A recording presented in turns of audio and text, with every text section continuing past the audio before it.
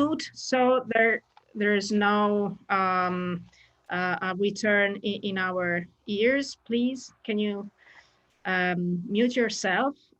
So good afternoon, everybody, and welcome to the webinar Equality in Health, Balneology, Complementary Medicine, and Pandemia, organized by the FEMTEC under the auspice of Women 20.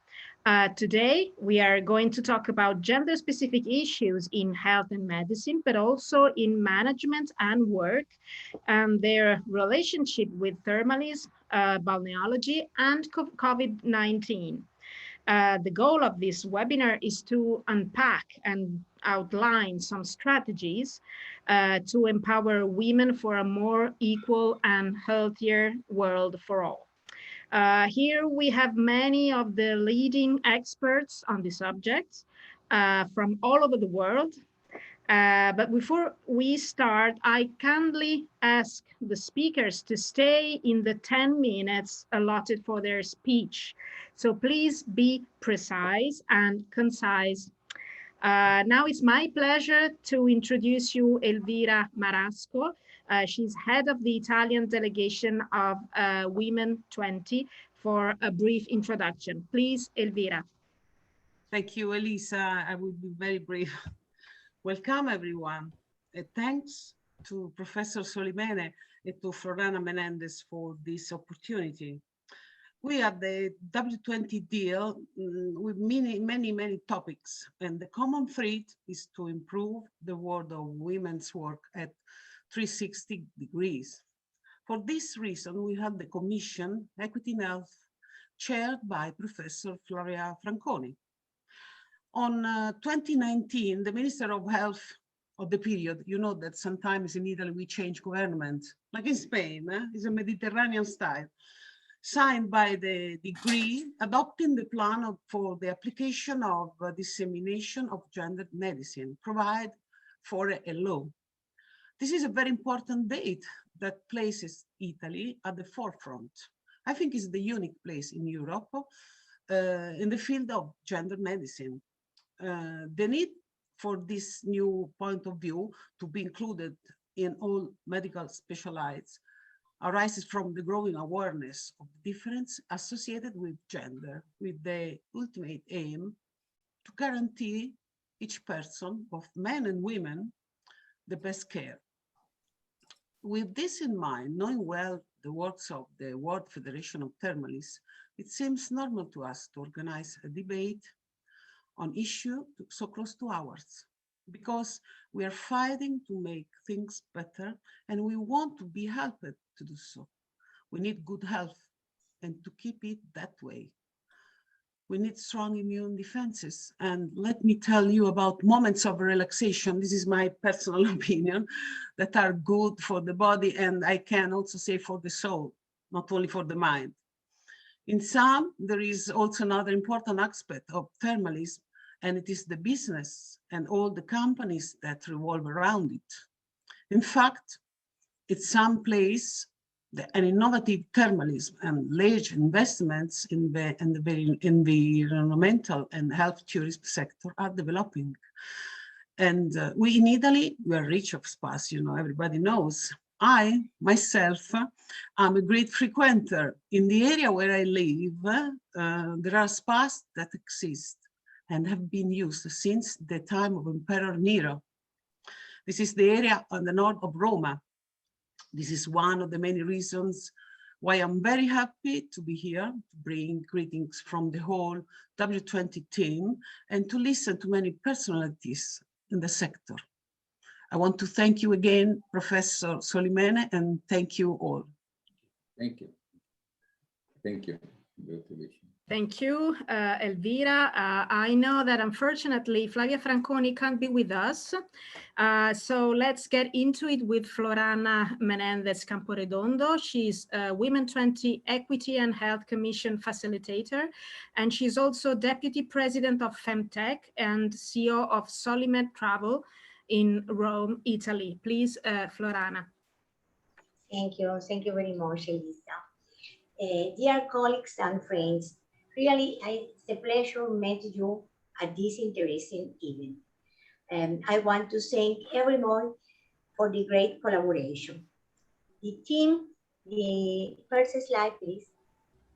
The team is One Health and Women, activities and recommendation of the FEMTEC in pandemic period. The next, please. The next. The World Federation of Hydrotherapy and Climatotherapy, FEMTEC. It groups together the institutions that represent thermal health centers in the respective member countries.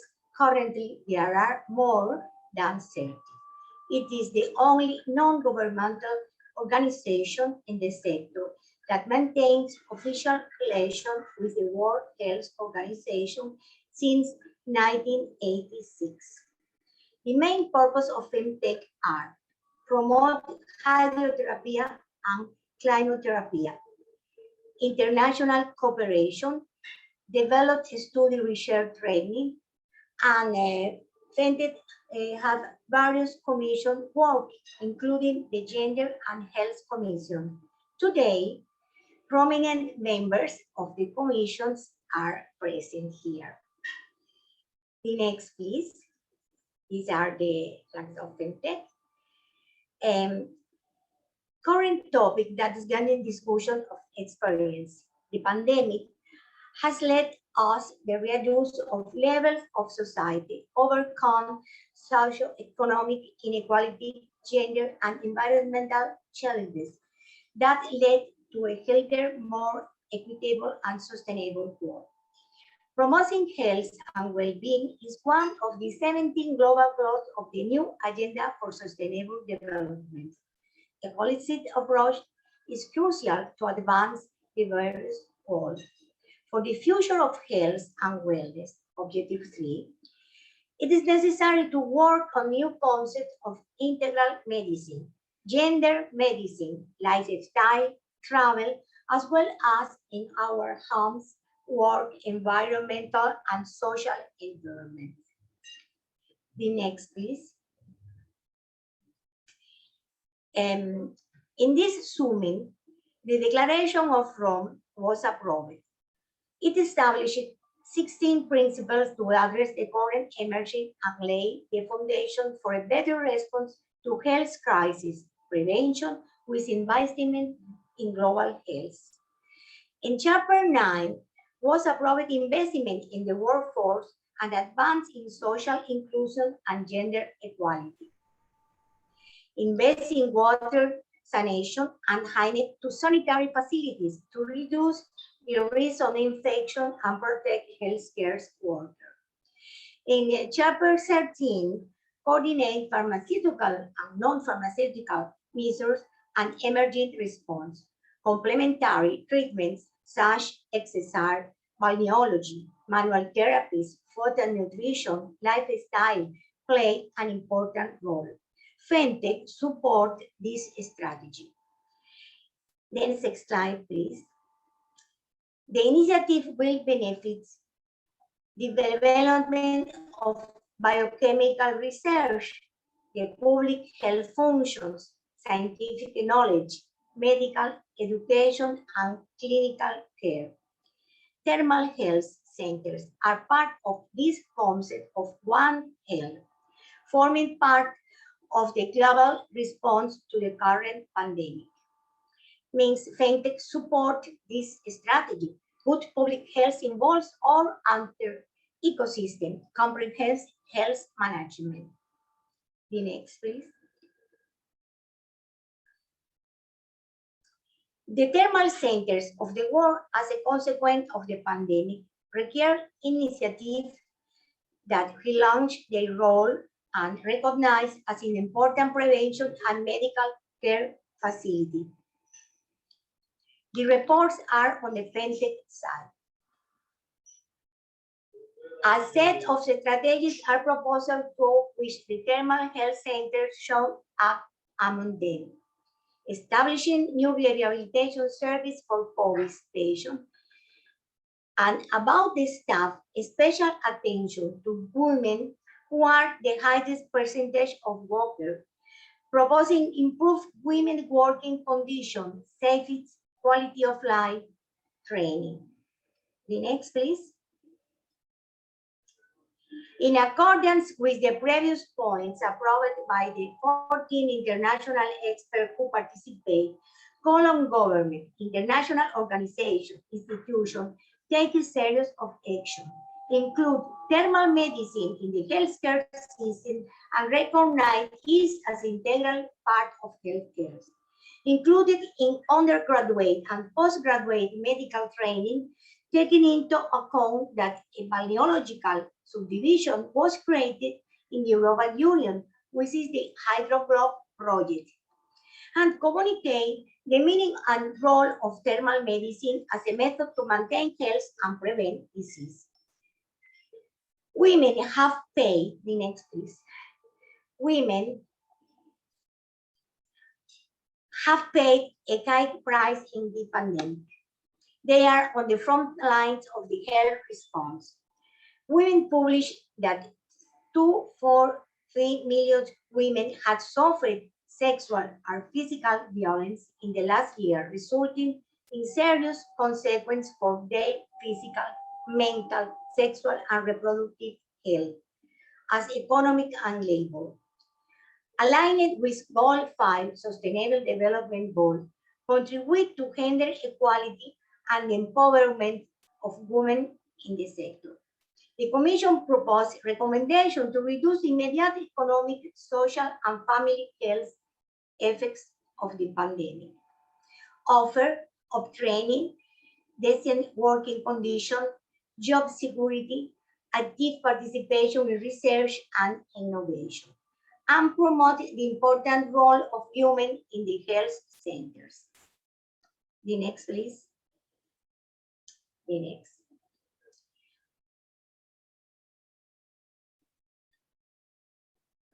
FEMTEC proposed the topic of thermalism and environmental sustainable as a new development direction, a topic that is part of the new W20 European strategies.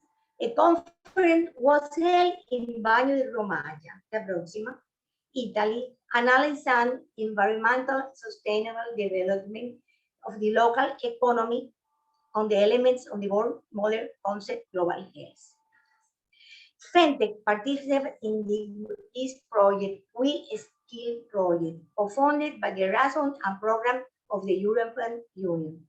Objective, develop the skill and wellness on the spa tourism, cooperation for innovation. The next, please.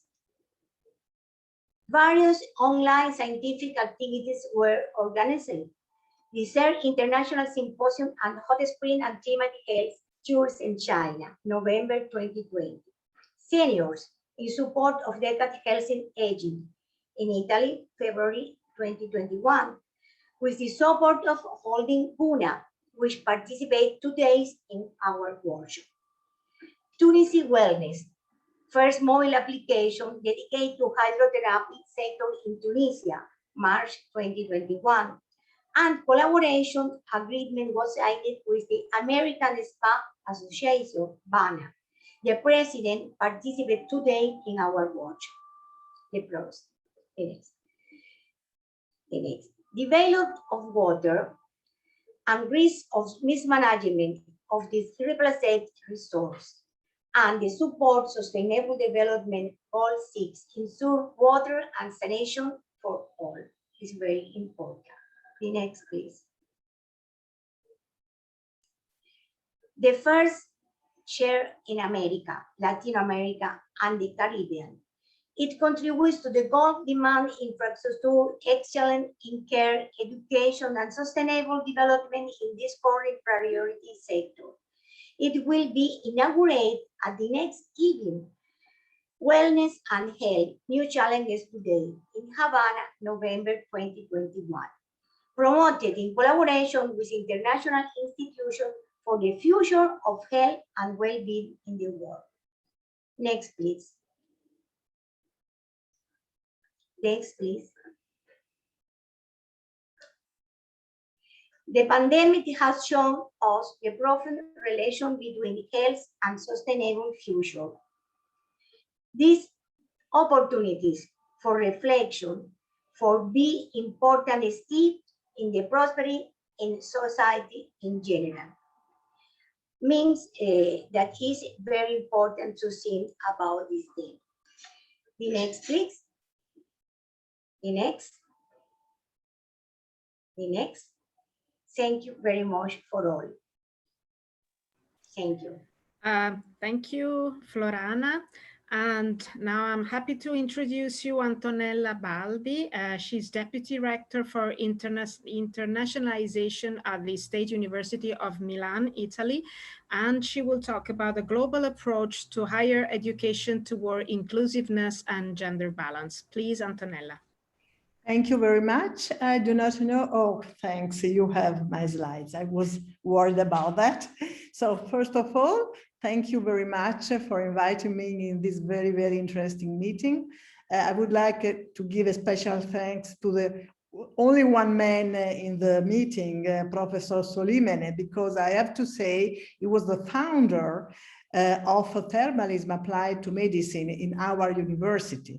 And I have to say he was a visionary, a little bit visionary at that time, but the time gave him completely right about the importance of this area, not only for the well-being, but also for therapeutic approach. So thank you, Umberto, and thanks to all. So my presentation will be a little bit divergent about the other ones because I will have a more general approach, but I would really like to explain to you what we are doing about gender balance and which are the initiatives that we have at University of Milano. First of all, I would like just to speak very few minutes about our university. The next, please. University of Milano, you can see here is the venue of our old building. This old building was a hospital, that's to say. And this hospital was built in the 15th century by the Duke of Milan. It was really already scheduled, organized for women and men. Of course, they were separated, but they were really a real example of great vision, because you can remember during the end of the medieval era to have built a hospital and also to have considered in this hospital some different gender approach. Maybe at that time it was not speaking about gender in medicine, it was just a matter to divide, to separate women from men, but it was quite an important point.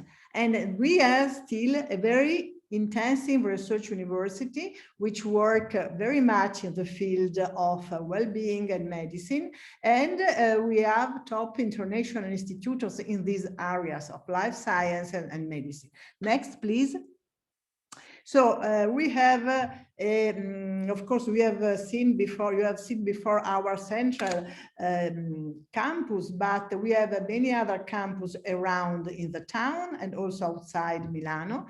We are diffused the university, we say, and you can see, in fact, this campus in the bottom on the right, which is a very modern one and is one of the most important for international students, because here in this campus, we teach languages and cultural mediation. So we have many international students, and many of them, many are in the area of health, but many also in the humanities and languages.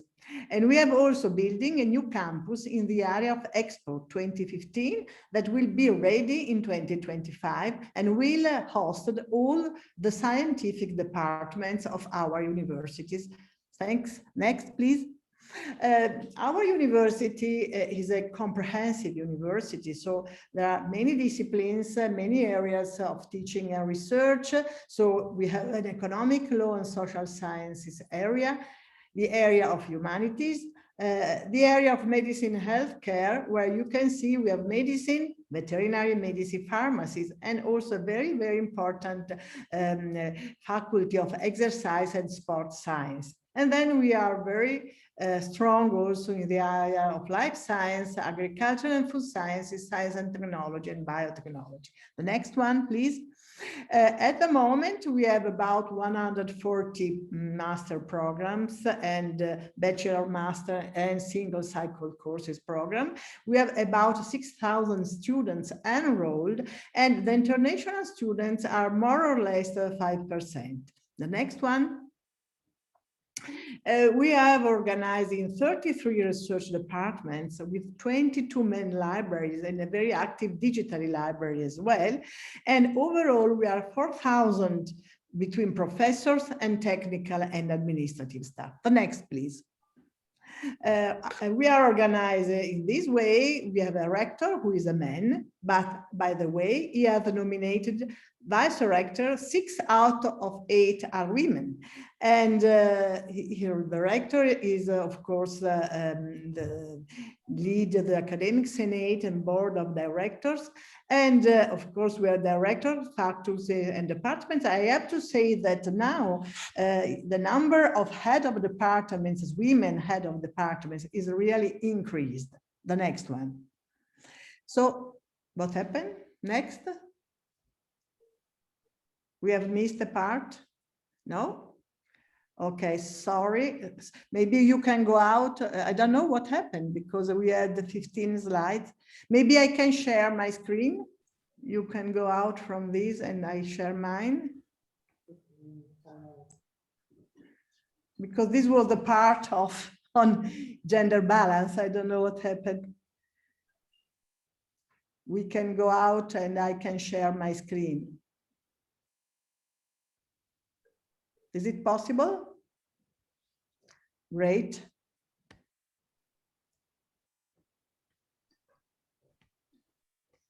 Do you see it?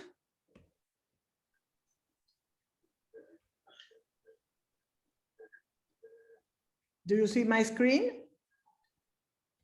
Yes, yes, yes. Okay. Yes. So now I'm in. Okay, so let's go on with our approach to gender balance. First of all, we have a policy on gender balance because we share these statements that governments and other actors should promote an active and visible policy about gender perspective in all programs and decisions taken. For this reason, University of Milan practice an active policy towards gender balance, and we have prepared a document that was approved by the bodies of University of Milan that make studies, a very in-depth study about not only the numbers, but also the policies and the careers of women inside our universities. And I have to say, one point is that we have a pro-rector for legality, transparency, and equal rights, which is a woman, of course, Marilisa D'Amico, and you can write to her if you want more details. Well, just a first approach. We have 59% of students which are women. You can see here, however, that the disciplines are not equal in terms of participation. Sorry, this is a mistake. And on the right part of the screen, you have the women and men at University of Milan. In the left is in Italy. So you can see that we have a pretty balance, a good balance in many disciplines, but we have a really absolutely differences in information and communication technologies. ICTs and in general STEM disciplines are more for men at the moment. 87% enrolled at University of Milan in these disciplines are men, and 13% only are from women. And the same is in Italy, the same is at University of Milan. This is University of Milan. If you look at other disciplines like agriculture, forestry, fisheries, or natural science, social science, there is a little more balance. Of course, look at health and welfare. Health and welfare, you can see that we have both in Italy and at University of Milan, is the same amount. We have 67% of women and 33% of men, considering all the compartments of health and welfare. And also arts and humanities, the amount of women are quite highest than the amount of men. If you look at engineering, you can see in Italy, we do not have engineer at University of Milan, but in Italy, even here, we have 29% women and 71% men. While if you look at pedagogy and education, so you see the difference, 92 women, 8% men. So as you can see, we have a part of disciplines which are rather well balanced here in the middle, but other disciplines which are really very much unpaired, and especially those in engineering and ICTs. Okay, so let's go on. If we look at University of Milan, we see that these are females and here are males. Most of the females has highest scores during and at the end of their degree, and the number of females who finished in the due time the degrees are higher than men. This is all the cycles of university degrees, bachelor, master, and also the medicine in terms of unique cycle. You can see that women perform quite better than men in all the field. But if you look at the career, sorry, the Italian, but I can explain. If you look at the gender balance in the career in university, you can see that here are early stage researcher, 57% women, 42% men. These are researchers at a little bit advanced level of career. Again, we have a balance between female and male. Here are associate professor. Here, in this case, you see there is already degrees in female towards male. But if you look at full professor, this is full professor, so the top of the career, we have 28% women and 71% men. So you can see that even if we have many women working at university, the career is still unbalanced. So the full professor are mostly 71% men on a total or on average that you see is more or less balanced, but the progression and the career is still unbalanced. So let's see also the research, because this is quite interesting as well. These are the grants from the European Research Council that our university obtained between 2015 to 2019. And you can see the different area. This is life science, social and humanities, and this is again mathematics, physics, and engineering, so hard sciences. And you can see these are the female, are the women, 10% only women got this type of grants, 22% women in social sciences and humanities, while we have 35% in life science, of course, also medicine, biotechnologies, basic science. We have a little bit more high number of women, but still we have an imbalance also in these areas. So what to conclude, what we can do with these numbers, of course, I can go on and speak again more about, for instance, the fact that also the PhD students are quite unbalanced in terms of female and male. In terms of female and male, especially in high hard technology, mathematics, physics, informatics, this is quite a problem. While in health and medicine, we have a very good balance, and also in the profession, women is well positioned. So we can have many, of course, conclusions that we can derive from these numbers. We had many more, but of course the time is short.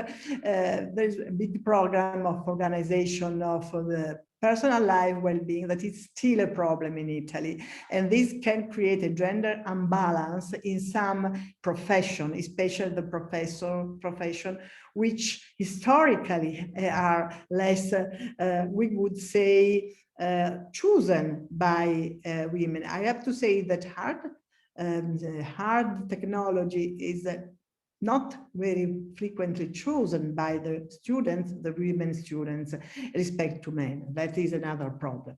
We have, of course, some vertical segregation. We see that full professors are mostly men. And also we have to put in place all the possibilities to support a more fair gender balance in administration and institutional life. Thank you very much for your attention. Thank Now, you very much, Antonella Baldi. And now it's the turn of Olga Surdu. She works in Balneal and Rehabilitation Sanatorium of Techirghiol, Costanza, Romania. And she's also first vice president FEMTEC. And so please, Olga, she will talk about empowering the women for a more equal and healthier world for all. Please, Olga. You're muted.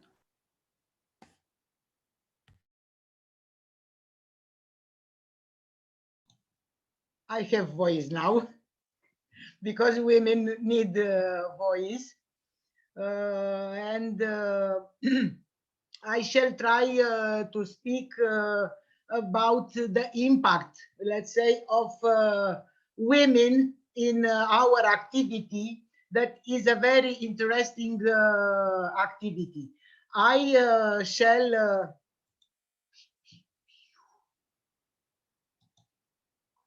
okay.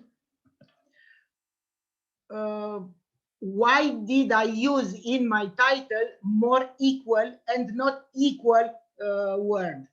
Because there are many steps to do up to reach the equal term. There are needed to create and implemented condition to advance gender equity, equal chance to education, work, and why not say salary. In this way, the woman economic empowerment is an integrated part of sustainable development, and only in these terms, men and women can lead to an equal and healthy world for everything, for every of us. Next, please. From the 17 Sustainable Development Goal, almost 10 are connected with our balneal medicine activity.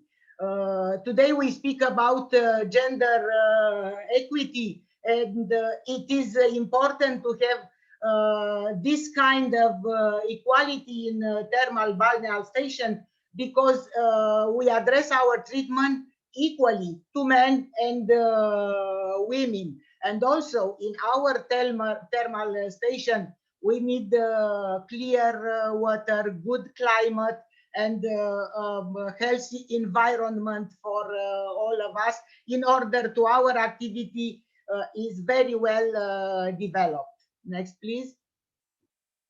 Gender equality and women's economic empowerment was the focus of 2017 German presidency, when the keyword was inclusion, labor market inclusion, financial inclusion, and digital inclusion, together with strengthening the group of women 20. It was important at those moments to think and to create the condition that the gender equality and the woman economic empowerment become a core of the G20 group. Next.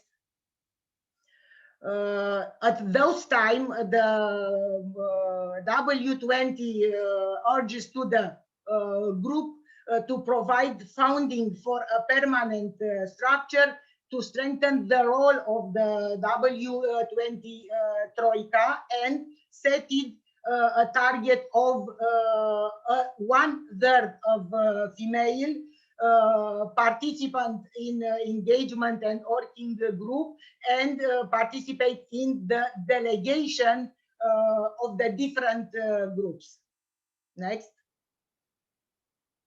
This, what I said up now, it's already history, because we live in 2021, and we discuss now under the Italian presidency that established that interconnected the pillars for their presidency is people, planet, prosperity. And these pillars are also important in activity in thermal station. These last 2 years, the pandemic has added its burden onto the systemic problems, from climate change to inequality, and these are hampering our ability to fully prosper and express our potential. In this context, are needed, and the, part of them were already accomplished, a swift international, a quick response to the COVID-19 pandemic, to provide equitable worldwide access to diagnosis, therapeutics, and vaccine, while building up resilience to future health-related shock. It's important to, it's needed to have a better use of renewable energy, and a strong commitment to protect the climate and the common environment, and to bridge the digital divide and make digitalization an opportunity for all, improve productivity, and in short, to leave no one behind. The strategic points of Italian presidency, I like to say that it's a change of paradigm, because it's not change only the perspective, but if we said clearly and with loud voice that women are not disadvantaged people to be included, they are half of the world, and I dare to say statistically a little bit more than half of the world. But to have a implication, total implication in total life activity of women, to ensure the female employment are needed. Some measures to lighten the family workload of women, investing and strengthening service, education, and health infrastructure to help women. Also, we still face with different gender stereotypes, and we need a global plan for a cultural change, and from the early childhood, the stereotypes are internalizing, and this type of stereotypes condition the behaviors of women.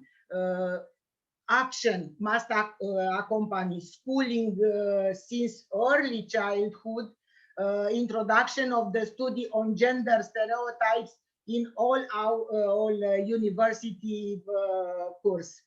There is needed also a global plan on violence against women in all forms, and there is needed to enforce the accompaniment of women on the way path of exit from violence through the conquest of their autonomy, including economic autonomy. This transition from an, let's say, an ancient society to a new society must be realized in an ecological way, enhancing the female talents, valuing their important activity at least in the last period in the fight against COVID and during all the human history. Next, please. Our federation promote word hydrotherapy and balneotherapy in the international environment and in front of international institution.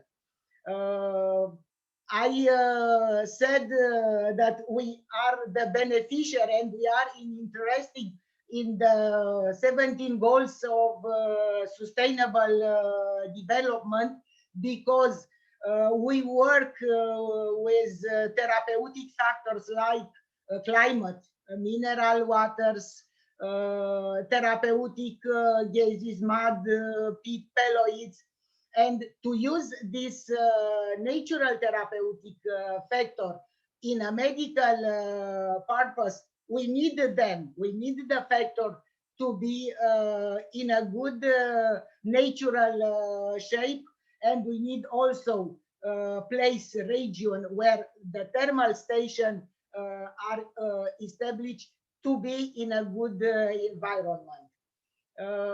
Generally, the balneal thermal station are situated in small urban or rural area where tradition and family custom are very strong. So we are a part of the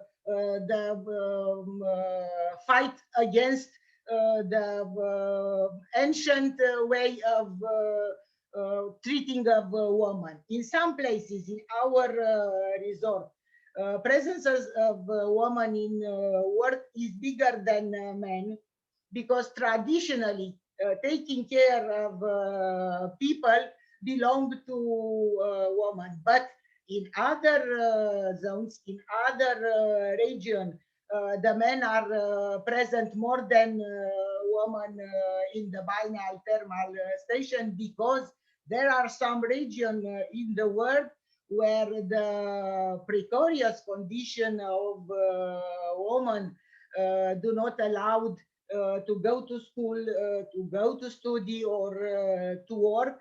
And so this will be the benefits for all of us if we fight with the ancient model. So almost all the topic of the group W2 have impact on balneal and recreational activities in thermal station. Next, please.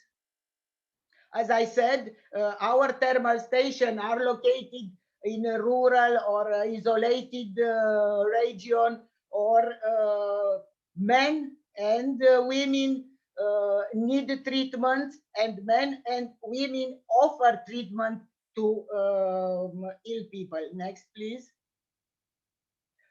I strongly believe that men and women at the dawn of time were together and equal. We are different but united. And I show you these two statues that were discovered 50, 60 years ago after Danube River flowed and the bank collapsed. They are less than 10 centimeters in height. They were found together. So looking at them at the archaeological museum in Constanța, I like to say that they were together at the dawn of the time. And the acupuncture symbol of Dao, day and night, woman and man, show us that we are united, and this is the important thing of our evolution together. Thank you for listening. Thank you, Olga. And now let me give the floor to Shulpan Bulekbayeva. She's Director of National Center for Children Rehabilitation, Astana, Kazakhstan, and she's Vice President FEMTEC. Her speech is about the support of women bringing up children with disabilities in balneary rehabilitation centers. Please, Shulpan. Thank you. Hello, dear ladies and gentlemen. Thank you for inviting me to participate in such a great forum.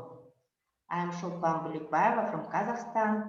I am Director of National Children Rehabilitation Center, and I want to show you my presentation about problems of women. Next, please. On this slide, you can see the international principles of rehabilitation that we use in our work. Next. Center's capacity is for 356 beds. Rehabilitation course is 25 days. The center is a part of FEMTEC. It is World Federation of Hydrotherapy and Climatotherapy, and held the 67th General Assembly of FEMTEC in Kazakhstan in 2014. We receive constant support from FEMTEC as training courses for our specialists of balneology. Dear Professor Umberta, dear FEMTEC, thank you very much for your support. Center's activity is directed on complex movement correction, psycho-emotional, speech infringements at children with psychoneurologic pathologies. Next, please. It is the three aspect modules of integrative rehabilitations. Next, please. The complex rehabilitation consists of three parts, and first it is medical rehabilitation, second psychological and pedagogical correction, and social adaptation. Next, please. The base of integrative rehabilitation is multidisciplinary team. We have big multidisciplinary team, and our team consists of a lot of other specialists, and we include parents in the team. Mothers are more often involved. Next, please. Women who have children with special needs devote themselves completely to the child, lose their jobs, and sometimes their husbands leave their families. Women don't get enough support. Therefore, we conducted a research, the purpose of which was to examine the situation of women and to determine the readiness of society to understand the problems of mothers with disabled children.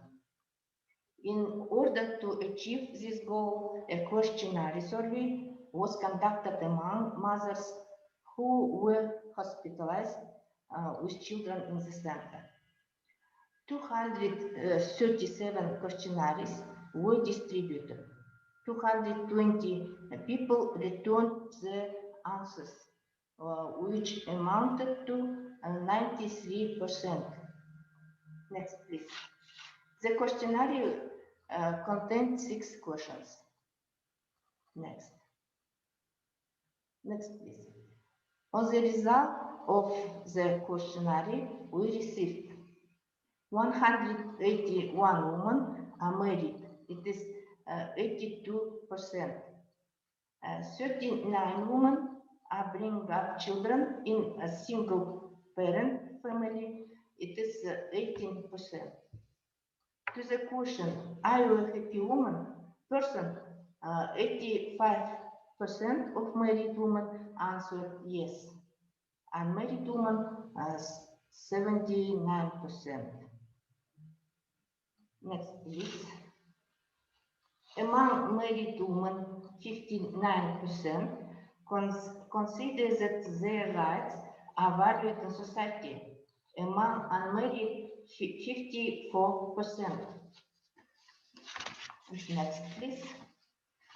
66 of married women and 62% of unmarried women report violations of their rights.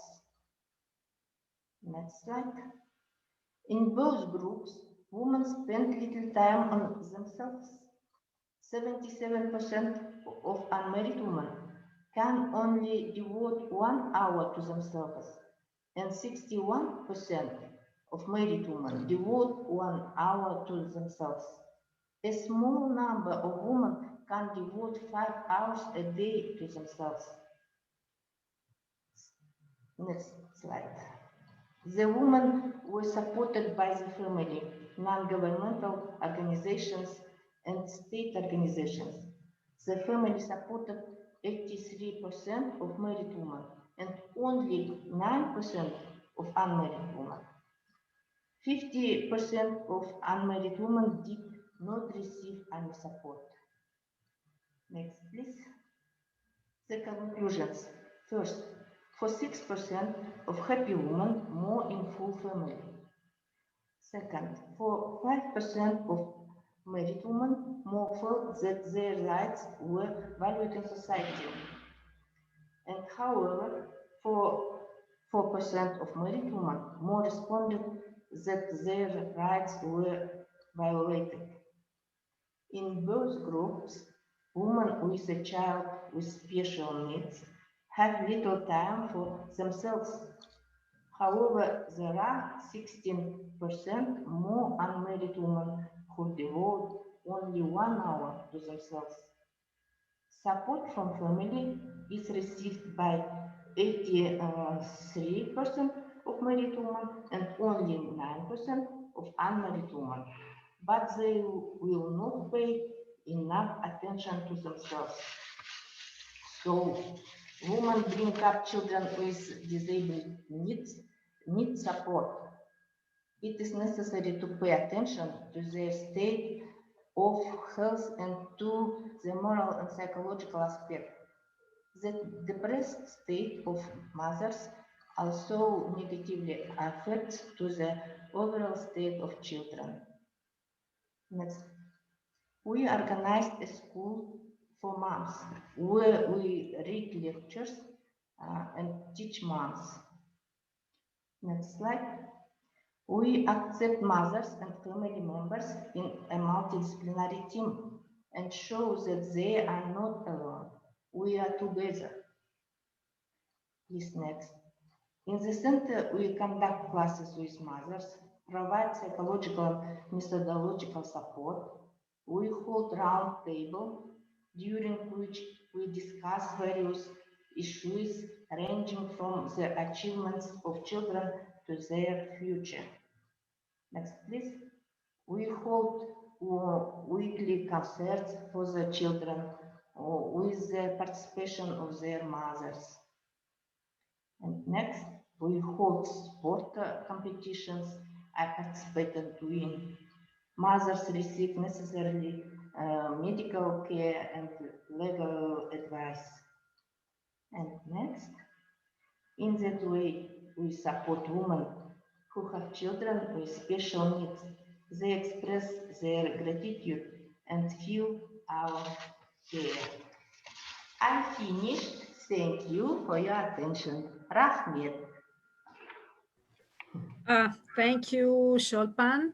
And I would like to introduce you Mine Karagul. She's a researcher in balneology from Istanbul University in Turkey. And she will talk about balneology research during the pandemic period, overcoming difficulties. Please, Mine. Dear participants, today in this special online meeting, I am honored to be with you. I would like to thank to the organizers of this meeting, Professor Umberto Solimene and Professor Florana Menendez. Thank you very much for this kind invitation. Our topic is today is difficulties of conducting biological research in the COVID-19 pandemic, which has affected the whole world. I am working as a medical professor in Medical Faculty of Istanbul University, Department of Medical Ecology and Hydroclimatology. In the photo on the slide, you can see an image from the entrance of our department. Early slides, please. No, next, not next, earlier one. Not next, yes, that's right. We run two researchers between 1st of March 22 and 1st of February 2021. In our department. These studies, next slide please. These studies were academic dissertations of my two assistants, of which I was the director and advisor. As you can see the topics on the right side, they were randomized clinical studies. Next slide, please. These people were randomized in this trial. Our trials contains biological interventions such as bathing in the pool and mud applications. As you see, these practices were risky as they would cause infection. Next slide, please. We collected patients for participating to studies before pandemic period. As soon as we started the research, the COVID-19 infection, which affected the whole world, started to be seen in Turkey as well. The patients participating in the study didn't want to come to the hospital because they were afraid of infection. Next slide, please.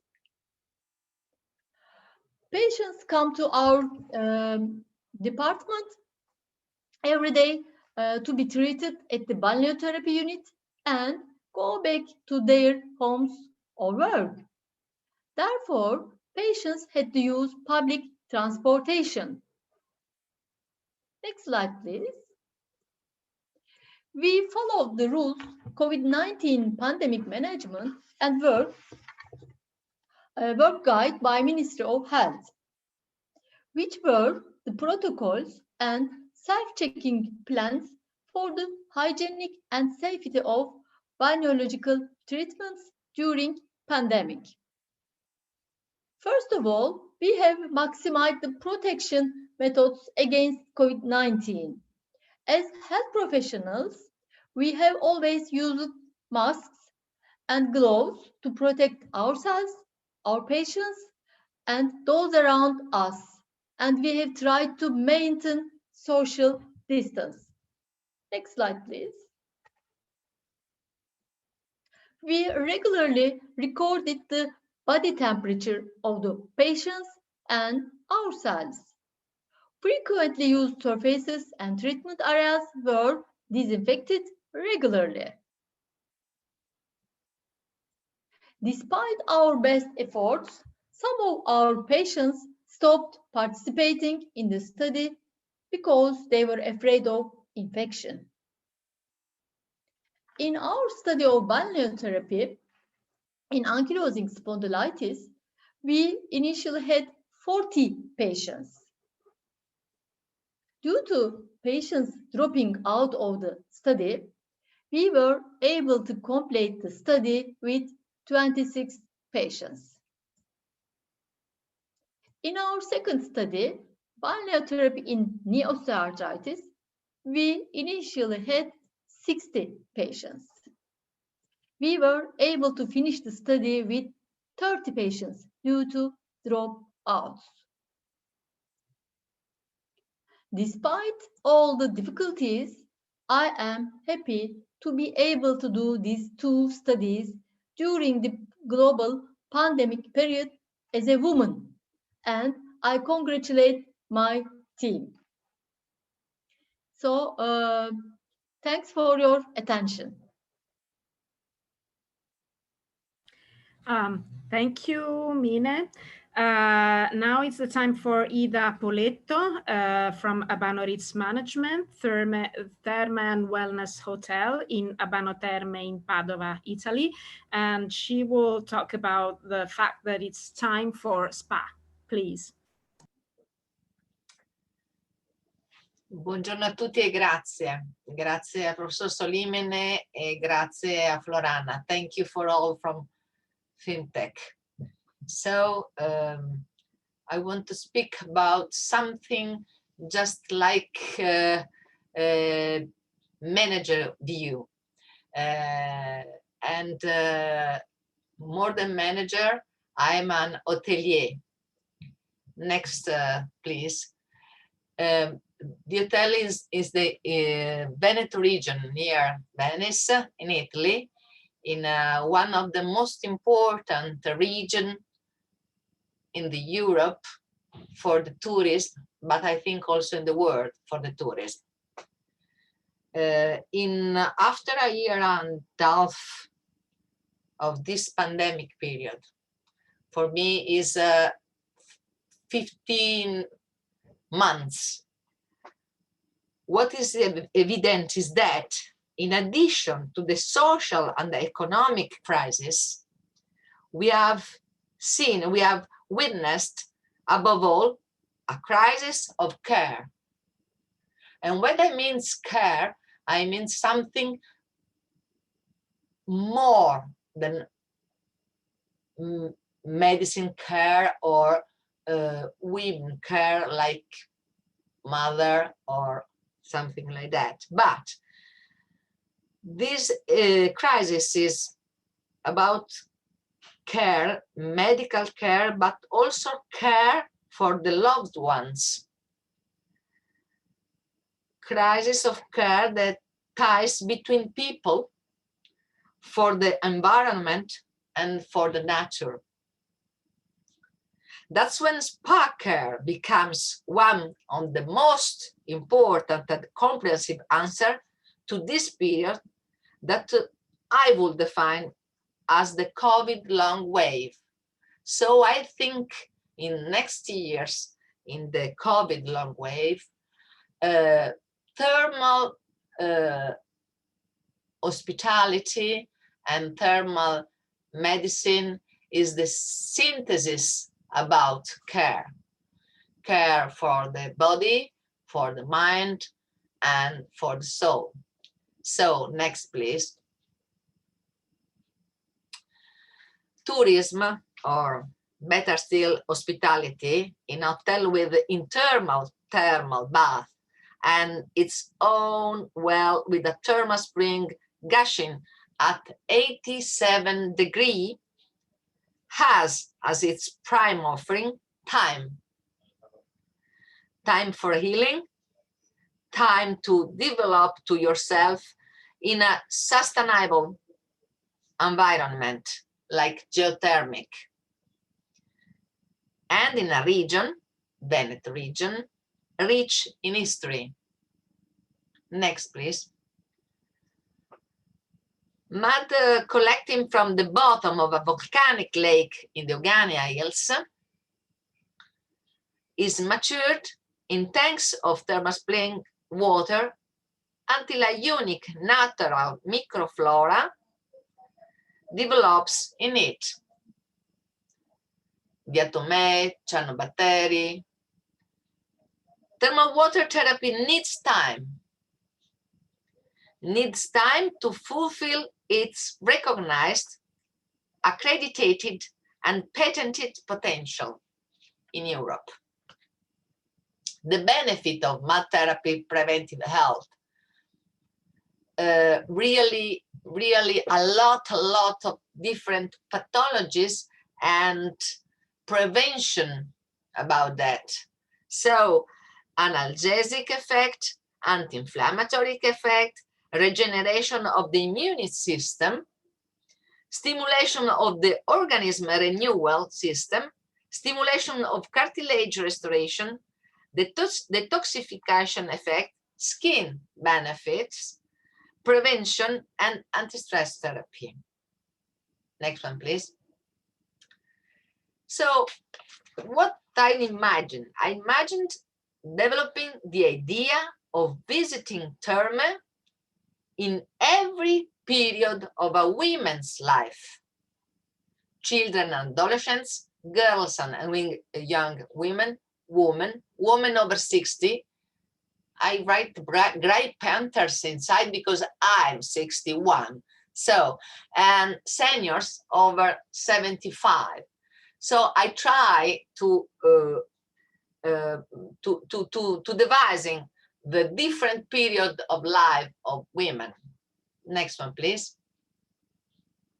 Children and adolescents. So they will get to know the maternal side of thermal water. Its temperature and its mineral riches will transform the swimming pool into a cozy and welcoming maternal embrace. In my hotel, we call the thermal water aqua mother, mom water. They will begin preventing and treating respiratory infection, but most of all, they will learn nasal hygiene, as the nose is the only protection filter against the outside world. Everybody wash a lot the thin, the ear, but not a lot the nose. So young women, I conceive of a temporal arc beginning between 18 and 35 years old, when young women are primarily able to enjoy the sense of relaxation and well-being of the thermal waters, focusing more on getting back into shape and appreciating the rehabilitative equality of thermal hydrokinase therapy. Next one, please. So this is one of the most important periods for time for spa. For women still in their fertile years until premenopause, it's preventing of joint pathologies and delaying the onset of pathologies leading the osteoarticular pain. It's essential.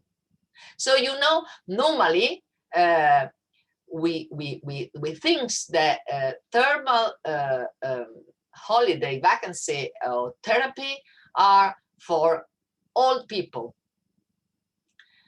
I think the best moment is the premenopause period, so not old people.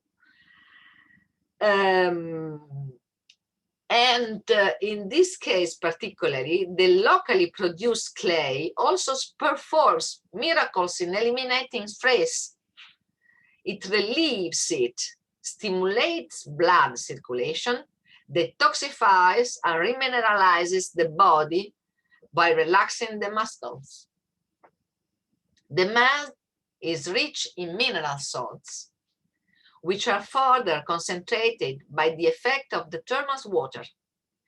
Direct contact with the skin initiates a reverse osmosis process. The body sweats and eliminates toxins. At the same time, it is enriched with mineral salts that stimulate the metabolism and activate anti-stress hormones such as cortisol and beta endorphins. The neuroendocrine system also benefit. In effect, it facilitates the production of pituitary hormones and the resulting reestablishment of a bio-humoral balance. So, like me, woman over 16, over 60, I say just for write a number, but it depends. Women over 60, I intend after menopause, treatment and dealing of osteoarticular pathologies with thermal mud are crucial. The heat relaxes muscle and improves blood circulation, with which the biologic benefit of mature mud are associated. It remineralizes bone, tissue, and cartilages start to mend. It is perhaps better to not wait any longer, spoil yourself with the last 10 days of wellness per year. 10 days is the minimum in our part of Italy to complete the natural process of thermal therapies. So cervical arthrosis, back arthrosis, and arthrosis, foot, knee, hip, shoulder. Next, please. So we arrived at the last slide, because in Italy, is estimated that in 2021, there will be more than 13 million people over the age of 70. However, the silver generation is proactive, proving that being young at heart is more important than your registered age. The program is dedicated for those of the fourth age, senior, namely those people who intend to spend their lives surrounded by wellness, coming together in a thermal spa hotel, in a senior living hotel, with healthcare facilities and cocooning to make its guests and their loved ones feel safe and secure, more and more safe and secure for senior living people, and also for parents, because in this period we are very, distance is not only distance geographic, but more from body and heart. So, next, please. So I want just to show you something about some age and sex prevalence in some of most important pathology. And you see the females in fibromyalgia and the age prevalence, females, and down in the bottom, age. So you can see more and more female, and the age is from 60 till 70. Next one, please. Osteoporosis, women more, and prevalence is more and more. Next, please. So prevalence of arthritis, this is from Europe. And I want to thank the Centro Studi Termali Pietro d'Abano, who has lived to me to this slide, very important, because this is from Europe. So you see women and ages. Next one, please. another one from Europe, and females again, and group again. All these slides is referred to thermal therapies for prevention and prophylaxis. I'm sorry, we must move to the conclusion. Yes, we are at the end. Next one, please. So, thanks for all, and my respect and thanks to go to FEMTEC for this invitation. Thanks you. Thank you. Thanks, Ida Boletto. Ilmira Gilmutinova, she's responsible of the website of the Ministry of Health for the rehabilitation of post-COVID patients in Moscow, Russia. And she will talk about COVID Rehab, telemedicine platform for medical rehabilitation of patients after COVID-19. Please. Good day. Show the presentation.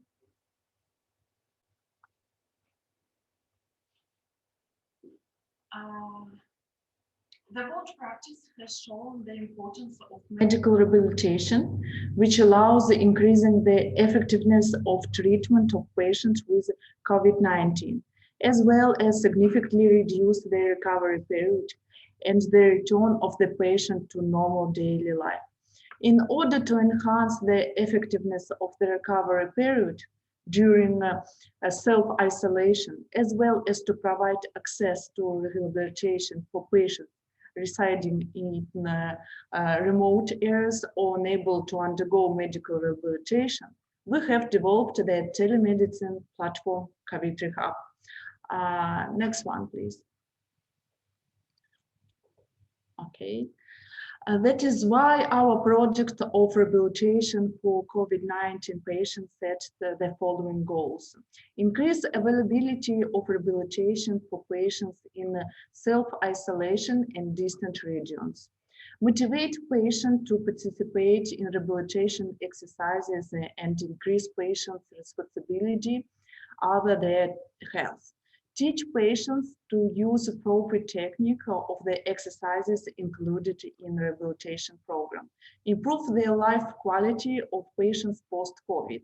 Improve performance of employees of public healthcare system and volunteers to provide them with innovative telemedicine technologies. Next slide, please. This is the doctor's COVID Rehab office. The platform is an information and analytical system for telemedicine rehabilitation of post-COVID patients. More than 3,000 patients have undergone rehabilitation of this platform.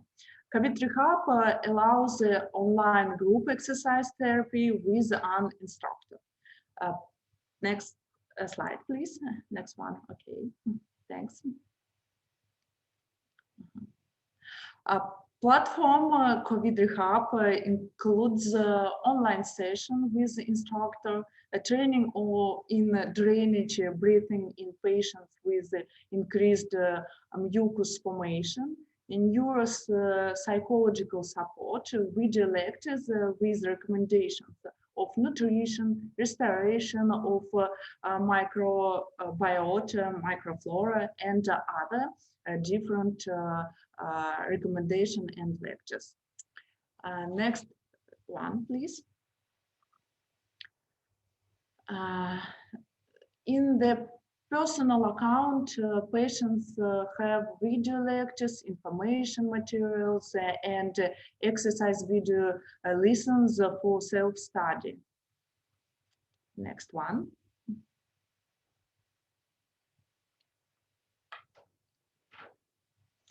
When registering on the platform, the patient will fill out a questionnaire and consent to distance exercise therapy and the processing of personal data.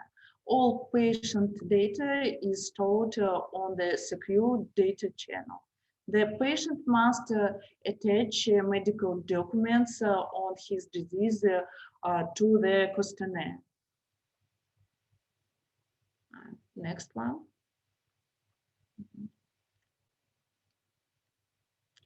And how you can register for our platform. You can register using a QR code or a link COVID Rehab online.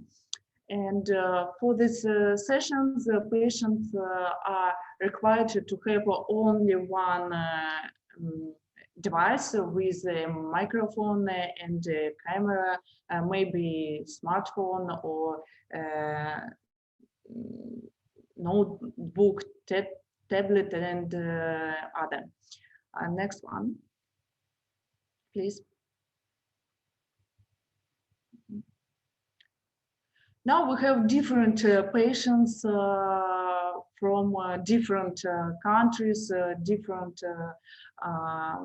places all over Russia Federation, and now median age of our patients are 48 age, women and men. And next slide, please. And this is some photo showing how the classes are going, how is showing COVID Rehab technologies and COVID Rehab exercises. Thanks a lot.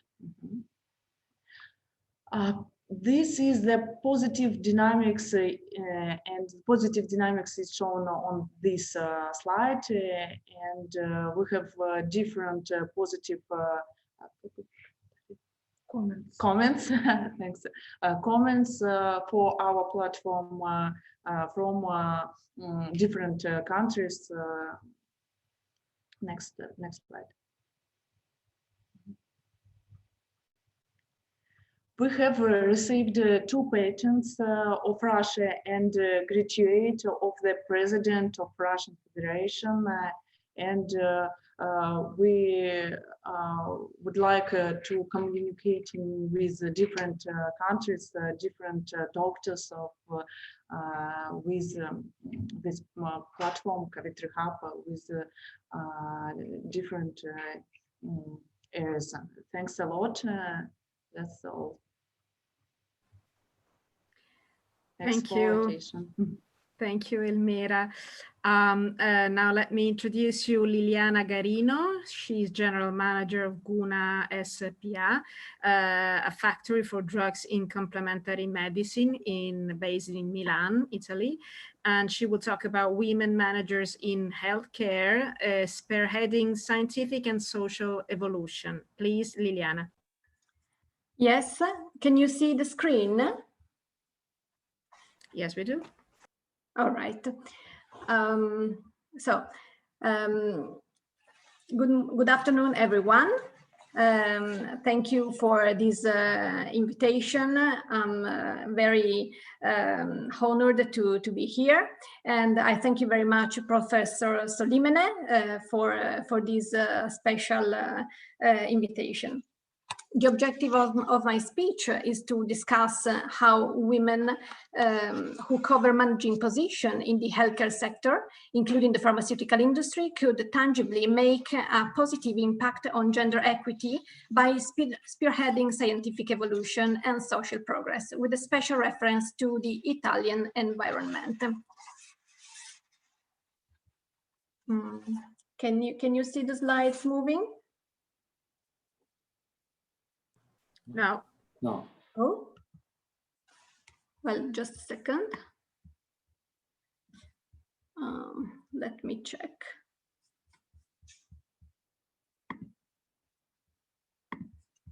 Okay.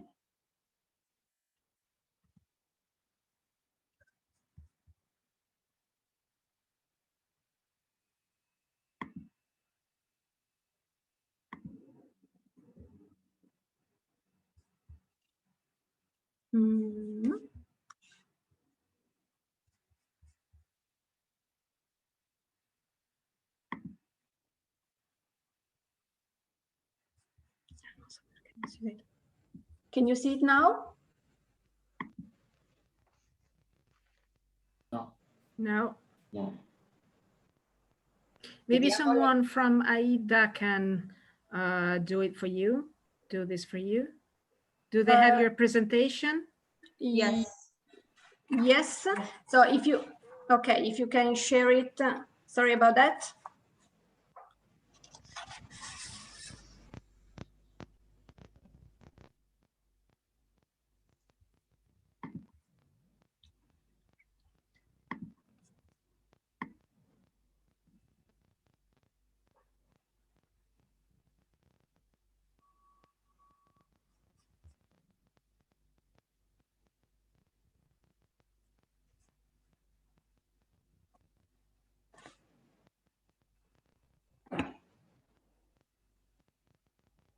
Okay. Thank you very much. Okay, so first of all, I would like to outline the Italian cultural scenario that I will try to objectively sketch with regard to women in the work context. In the last 20 years, culture has changed profoundly, and today women managers have increased in number. There are many examples of women at the top, and prejudice has clearly decreased. Next, please.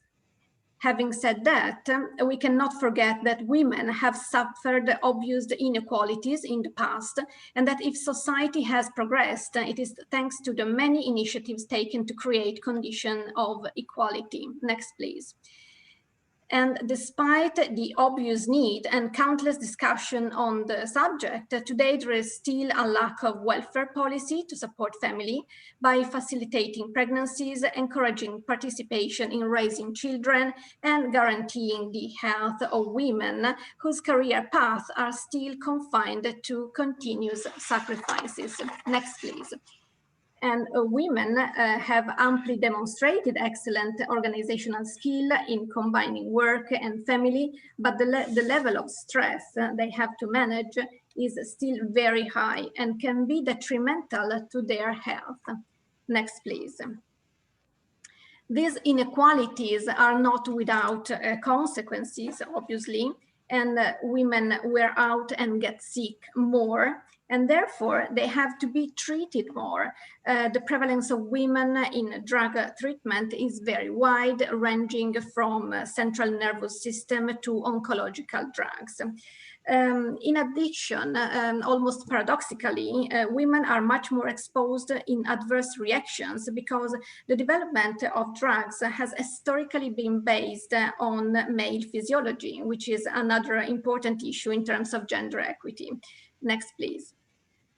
So we are talking about an issue of equity in health, which is the right of everyone to lead a happy and healthy life to the full. What needs to be done towards equity and what women manager can do, especially women who are working in the health sector? Well, communication comes first, and awareness needs to be created with quality information. Access to scientific information must also be extended to patients. Next, please. It is fundamental to support adequate training at professional level by creating all the layers of the healthcare system, from general practitioner to hospital, doctors, and universities. Next, please. It is necessary to start thinking in terms of integration of both therapeutic approaches and professionalism. Therefore, synergy and collaboration are key to achieving the goal of recovery or prevention. And institutions should be able to provide personalized therapeutic or preventive pathways for all. I would like to develop this concept because fairness and personalization seem almost an oxymoron, but it refers to the right of individuals to be treated for their specific needs. A patient may need drug therapy, dietary supplementation, a different diet, a psychological support, mindfulness training, and so on. Next, please. investigating specific needs is exactly the role of medicine and finds its high expression in integrated medicine, which wisely combines different treatment approaches, includes different professionals, achieves the goals of prescriptive appropriateness. Moreover, today, the doctor's charisma is no longer sufficient to guarantee compliance to treatment, and what is needed is concordance, because the patient play an active role in the choice of the treatment. The model of medicine represents scientific and social evolution, because it aims at social protection by taking care of the individuals with a scientific method that thinks about the complexity of the person in his, her physiological, energetic, spiritual, and emotional totality. Today, the benefits of integrated medicine have been scientifically demonstrated through publications that have proven its effectiveness, safety, and economic sustainability. Next, please. Regarding the evidence-based medicine, it is not a coincidence that David Lawrence Sackett, one of the fathers of evidence-based medicine, identifies three pillars. One is clinical practice, the second clinical evidence, and then patients' preferences. In terms of clinical practice, today we are used to speak about word real practice and of pragmatic trials. And these new approaches are equally important in defining the best possible clinical decision-making. Regarding clinical evidence, it is easy to find out how much scientific and experimental evidence there is about integrated medicine, and it demonstrates its therapeutic efficacy in vitro, in vivo in animals, and at a clinical level. And of course, patients' preferences. Just in Italy, for example, we have over 11 million citizens that want to be treated also with integrated medicine. Next, please. So applied integrated medicine is the real personalized medicine, as it integrates the most suitable clinical approaches and different professionals by focusing on the person. Next, please. The integrated medicine approach requires highly experienced professionals, and it is an inclusive method par excellence. Being inclusive is typical of women's managerial style. That's why I believe that women managers operating in the health world are strategic to reorient health path through the adoption of the personalized medicine model. Next, please. Women are now well represented in the healthcare and pharmaceutical sector. For instance, I work in a leading pharmaceutical company in integrative medicine, where women are very well represented within the company governance and at the board of directors. And I believe that this excellent balance is vital to boost performances by applying an inclusive approach. Next, please. I think that today the time is ripe to launch a challenge on social capacity to organize and activate integrated health models. And I believe that it is precisely women managers working in the health sector who must lead this evolution.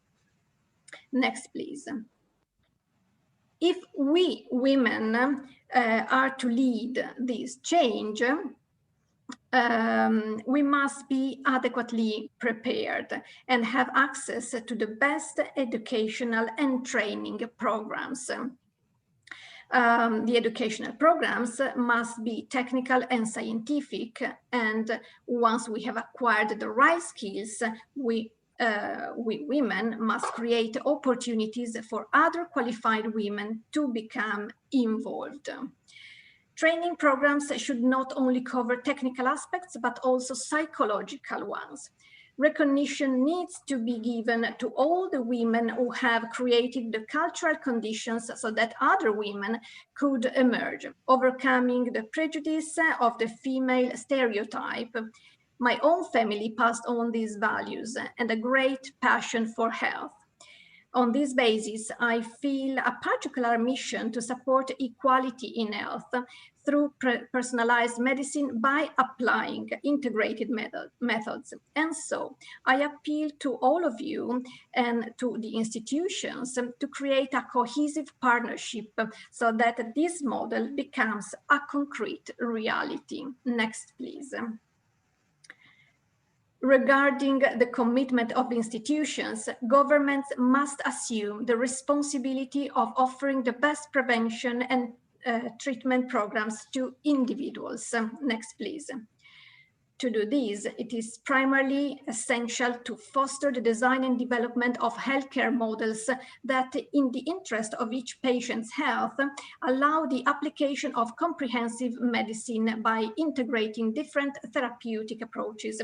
And it is equally essential that they foster collaboration among healthcare professionals. It is certainly the responsibility of governments to direct public resources according to these health priorities, and in particularly towards widespread training plans aimed at health professional, a wide and correct dissemination that raises awareness on the contribution of personalized and integrated medicine to human health, both at an institutional level and above all at a patient level, recalling the importance of transparency and access to information also for patients, while respecting the freedom of therapeutic choice and the conscious dialogue with their caregiver, and also towards support, including financial support in the choice of personalized and integrated diagnosis and therapeutic path in accordance with doctor-patient concordance, even outside standard protocols.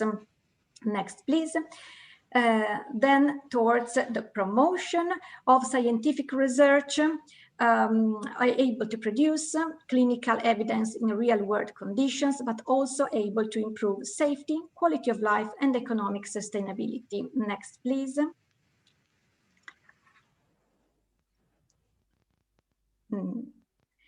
And finally, the design of implementation of appropriate health and welfare models.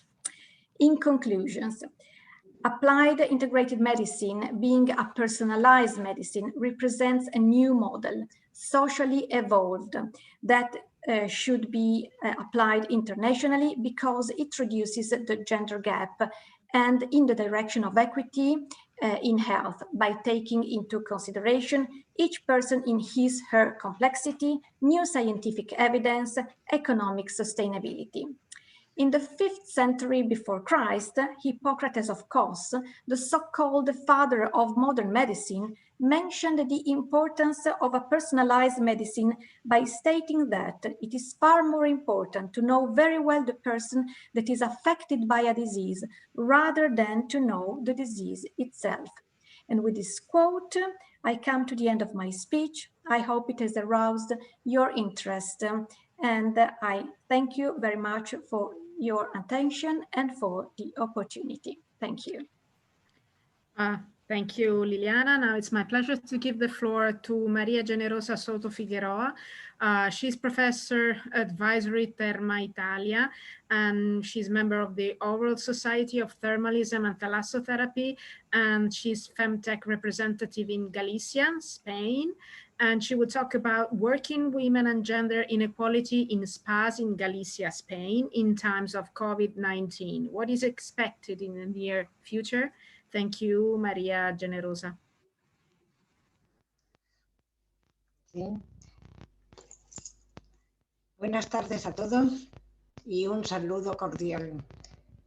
Me gustaría felicitar a todos los que han organizado este evento por la importancia que tiene y por los objetivos que se pretende alcanzar en tiempos del COVID.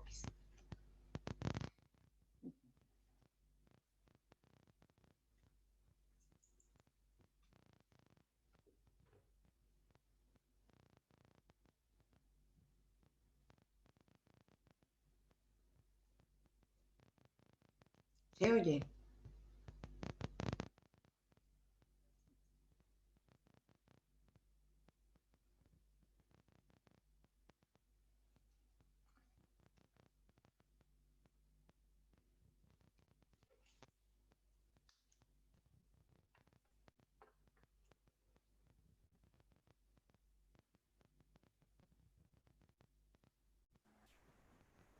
Are you talking? We cannot hear you. Que no oyes, no. Tú oyes, no oyes.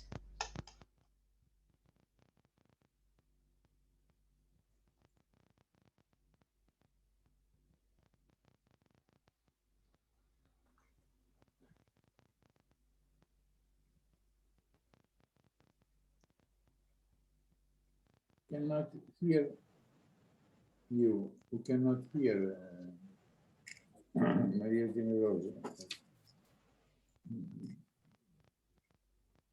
Sta parlando. No parla. Ah, non parla. She doesn't speak. No parla. She will. Hay que seguir. Maria. María, no parla, Maria, no. Florana, dear Maria. No tiene voz. Say, Florana, can you say Maria to Maria? Cannot speak. She has to show slides very fast and only 5 minutes, 3 minutes. So Florana, you can speak in Spanish and explain to her. Escrito ahí. María, ¿qué pasó? ¿Por qué no hablas usted? No hablo porque... Habla, but it's necessary that she will show very fast the slides and finish in 3 minutes. No tiene... Mi sentite, We are out per of favore, perché dice Maria che lei ha fatto una voce in parallela con le slide registrata, ma non è andata bene, me l'ha detto adesso. You can explain, Florana, explain her that she has to speak or to show very fast the slides and finish because we have no time, I think. We are. Perché lei le ha mandato registrato No, l'audio. poi, Florana, you can say some word instead. From her, you can say and explain some slides. And No, parlo con lei un attimo. because we have no time until there is a Janet also. Yeah. And then we have 2 hours. Florana, can you explain some slides? Sto cercando di parlare con lei, We ma can see. Or we can pass away on the next speaker and maybe she can speak later. Okay. When Tell we me what I have to do. I can pass to the next speaker, but I don't want to offend anyone. So just let me what I need to do. Okay. Professor, you decide. Okay, I agree. Necessary the next speaker. Okay, so you tell her that I'm going to give the word to the other speaker, okay? Okay. So. Okay, you can invite Janet, I think. Okay. So Janet Abbott, President Balneology Association of North America, and she will talk about balneology, water medicine, cultural practices, and cost and access. Please, Janet, thank you.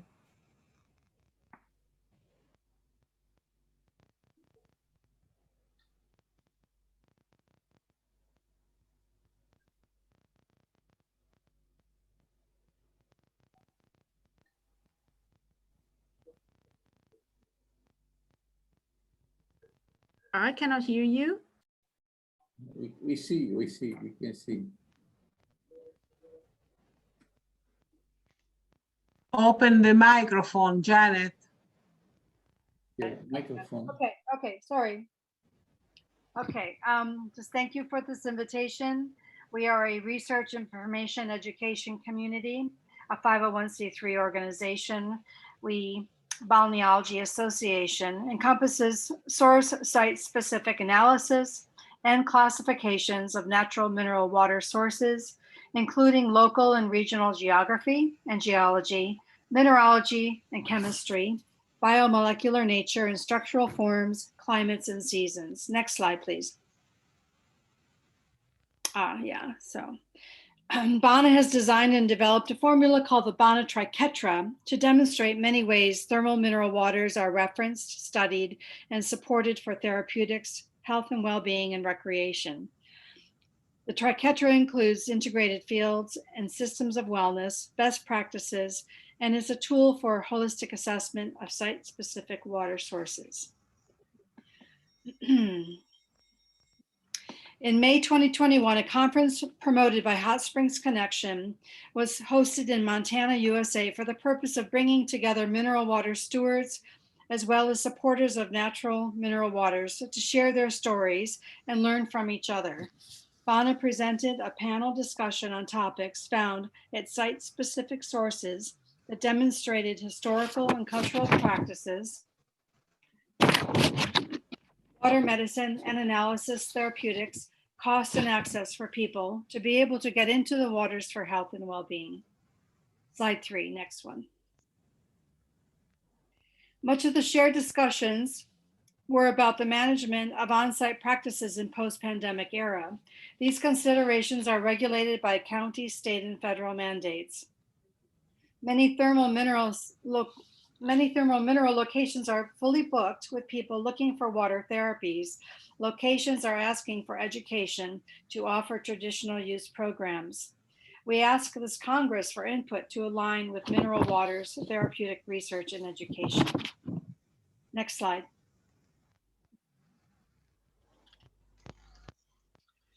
A road trip by driving to selected sites on the way to Montana from Texas allowed for insights into the care and dedication given to guests who are seeking thermal waters for therapeutics, rejuvenation, and wellness. As thermal mineral water sites are mostly regarded as recreational, one must look carefully to see how the hospitality of water medicine is translated. Traditional use is mostly shared by word-of-mouth examples.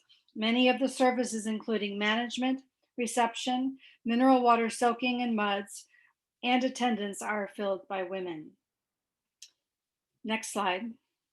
That's good, thank you.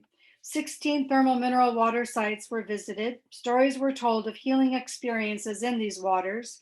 There are many stories to be collected for accounts of the beneficial effects of mineral waters, as studies are scarce in the US. Next slide.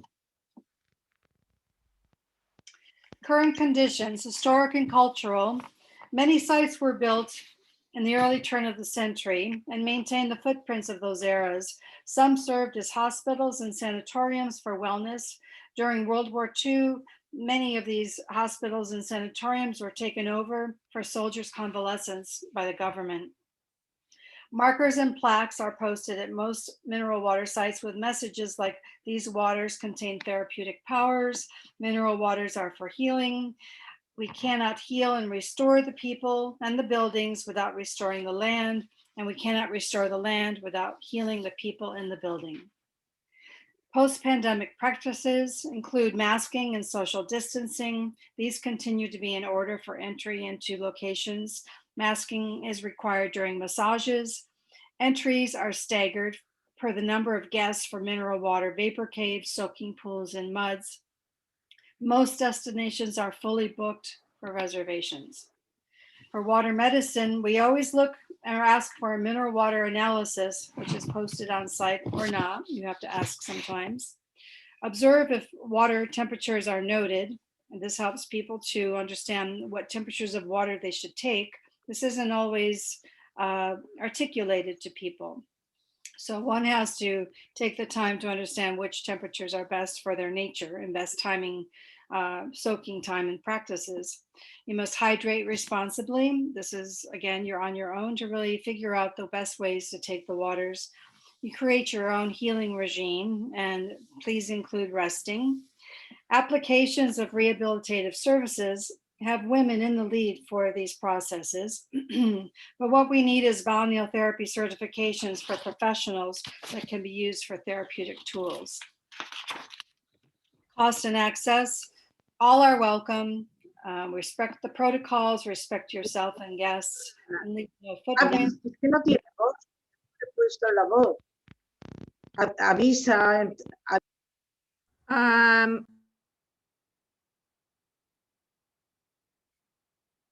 Okay, go ahead, Janet.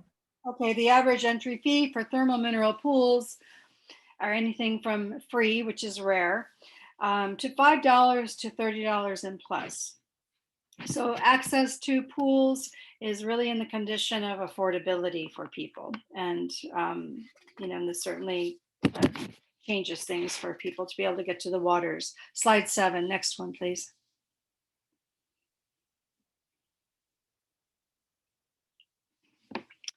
I've included 5 case studies of natural mineral water sites and sources with observations of health and safety for therapeutic mineral waters. This is a site in Colorado, Indian Hot Springs.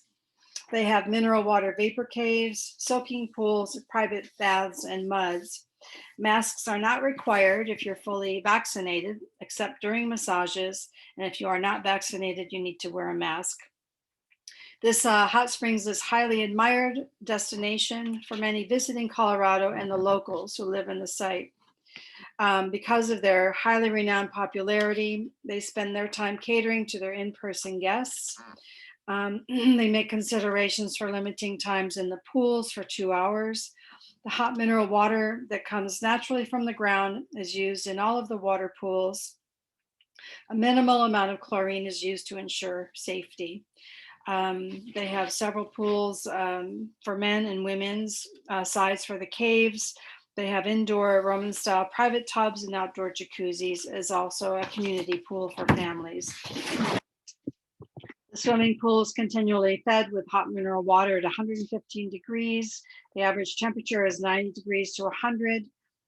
The caves were driven into solid rock between 1903 and 1911, and they're specifically used for the purpose of vapor caves and deep hot soaking pools.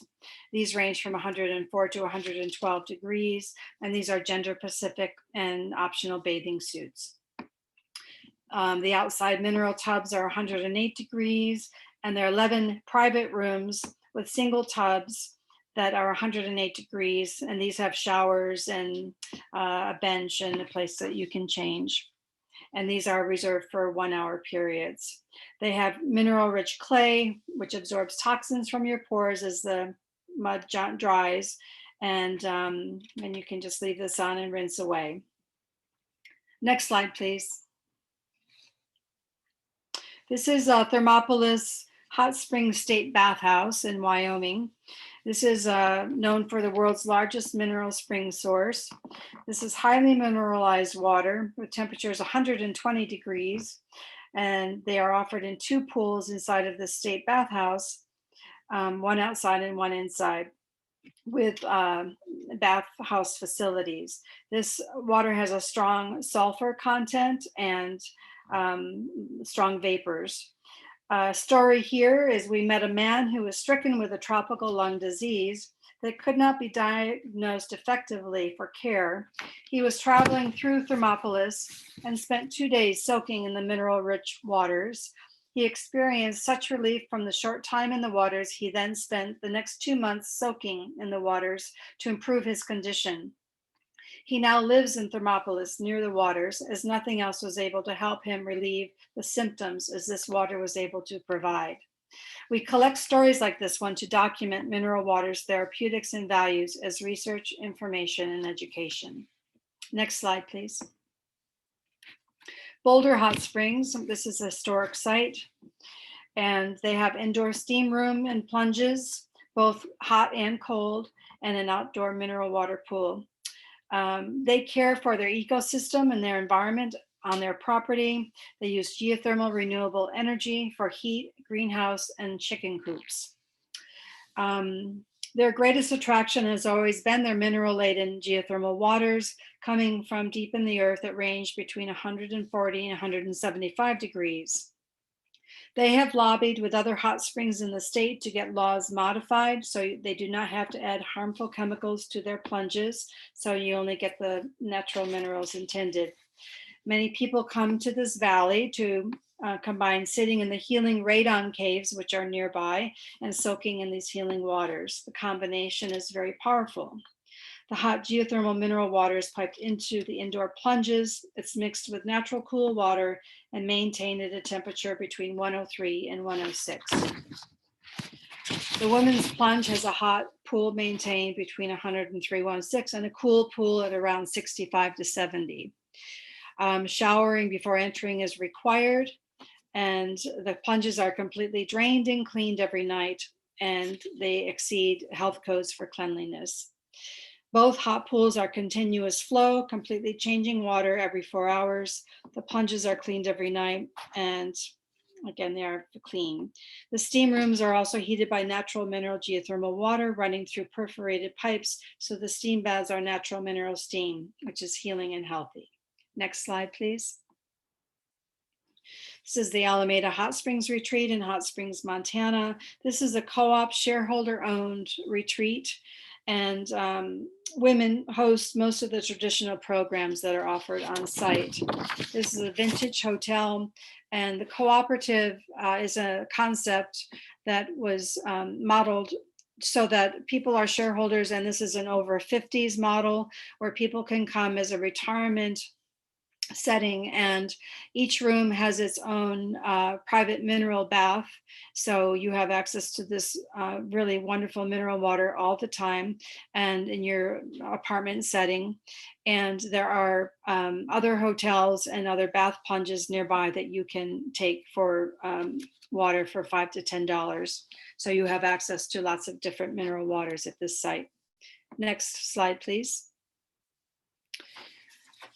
This is the Lava Hot Springs in Idaho. This was built in 1924 as a state-run sanitarium hospital until the 30s and 40s.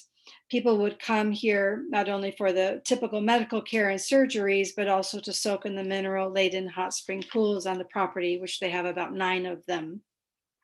The hot spring pools are open to the public, but the Native Americans have known the power of the healing waters of these springs and called them highly therapeutic.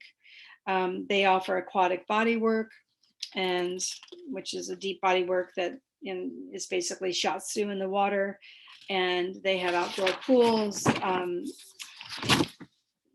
for being out in nature. They also offer massage therapy and deep tissue and shiatsu and reflexology. So next slide, please. I kindly ask you to go to the conclusion. Thank you. This is it. In conclusion, we continue to apply our Urbana Triquetra. It embodies natural mineral waters, referencing study and practice for health and well-being. I would ask each of you to share a story of mineral water healing with us. Stories are the best way we can collect experiences that represent the therapeutic benefits of healing with thermal mineral waters at this time. Our research and education in the US is behind Europe and Asia for using the waters for rehabilitation. Thank you. Thank you, Janet. Thanks to all the speakers. I don't know if we have time to a very brief question and answer session.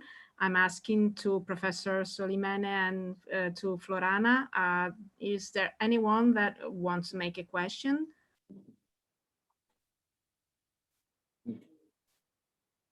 I think that there are no questions. Otherwise, we can go directly to the conclusion with Umberto Solimene or Solimene. Solimene. Okay. He's president of FEMTEC, director of the WHO Collaborating Center of Integrative Medicine, State University of Milan, Italy. Please, Professor Solimene. And I have not the words to express my deepest and warmest thanks to the organizers and to the speakers for this very, very interesting meeting. We received the professional information and what are doing in different parts of the world, from Cuba to United States to Europe. What the role of woman in the field of balneology, in the field of health prevention, and during the Pandemia era. It's very important to know that balneology is a great capital for the humanity. Many times ago, 2 years ago, we organized an exhibition in which we explain the role of waters in the human civilization. And you can see that from old Indian, Roman, and now to the modern spa, the role of water is very important. I think that this meeting can give for all the participants, not only, but it's necessary to spread this information. Tomorrow we'll prepare like a press release also to inform what happened, because this meeting is very important to show the potential in the framework of the strategy of the Global Health Summit. Thank you very much to Mrs. Elvira Marasco and to Elisa for the work, and thank you for also to the Florana, is very active member of FEMTEC, and I hope that we can do many things together. As you know, FEMTEC has a gender commission, and I will invite also Mrs. Marasco and Elisa to take part in this commission of FEMTEC. Thank you very much to all and for your participation. And today I learned a lot of things. Thanks you. Thank you. Thank you. Thank you very much to everybody. Have a nice weekend. Bye. Bye. Thank you to all. Bye. Thank you. Thank you. Bye. Bye. Thanks. I love you Thank you. all. Thank you very much. Thank you. Bye, Stefan. Bye. Dai, Thank you, Umberto. Brava, Umberto, brava. Florana, Ecco, Olga. bravi a tutte, bravissime a tutte, non posso dire una perché poi, ma è very good, excellent. All. Grazie. Very Arrivederci a interesting. tutti. Bye bye. Thanks for all. Thank you very much. Complimenti. Brava Olga, thank you. Olga, strong, very strong. Thank You will go to thank you, Dex bye. and read my presentation to the Dax. Yes, I prepare it in a very nice shape. I send him my video and so on. They will show, but the letter you can read the letter. Okay, thank you. I will. Thank you. And I will speak for the next Congress. Thank you very much. I will phone you. Send me your phone. Yes, we call after I come back from maybe that. tomorrow I will speak with you. Okay. Okay, good. Okay, thank you. Thank you very much. Thank you, everyone. Grazie Florana e grazie a tutti. Grazie. Ciao. Grazie. Molto bello, molto interessante. Grazie. Grazie Ida. Grazie Ida, grazie. Brava Liliana, brava, complimenti. Grazie a voi, grazie a tutti. Thank you everyone. Bye.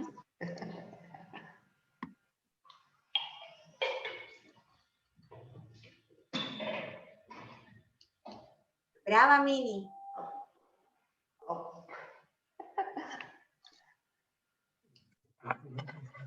Dedim ya kaç kez.